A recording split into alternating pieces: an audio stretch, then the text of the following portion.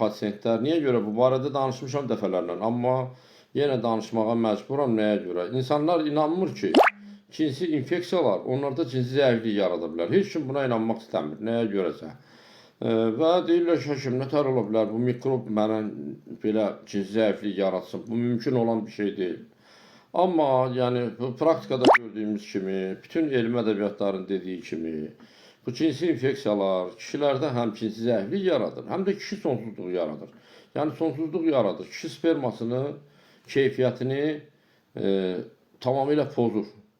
Bir neçə söz bu barədə danışmaq istəyirəm. Bir infeksiyalar nə olan şeydir, necə yaranır?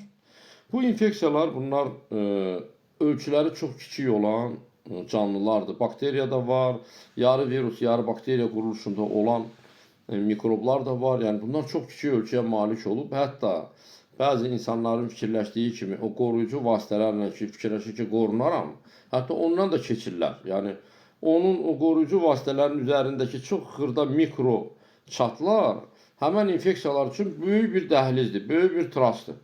Ona görə heç kim o qoruyucu vasitələrə tam da arxain olmasın. Onlardan istifadə edin təbii ki.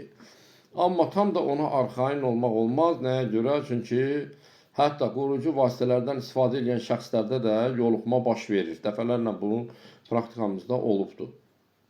Və sual verirlər ki, necə olur ki, cinsi infeksiya kişidə cinsi zəiflik və kişi sonsuzluq yaradır? Çox sadə.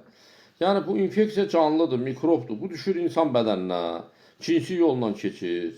Belə deyək, kişi cinsi orqanından keçir, onun sehirli qişasından.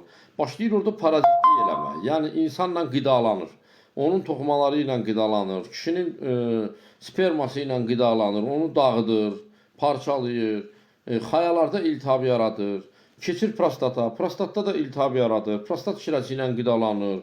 Prostat şirəsi qidalı mühitdir də. Yəni burada infeksiya düşdükcə orada çox artır, çoxalır və əksər hallarda tək antibakterial müalicə, yəni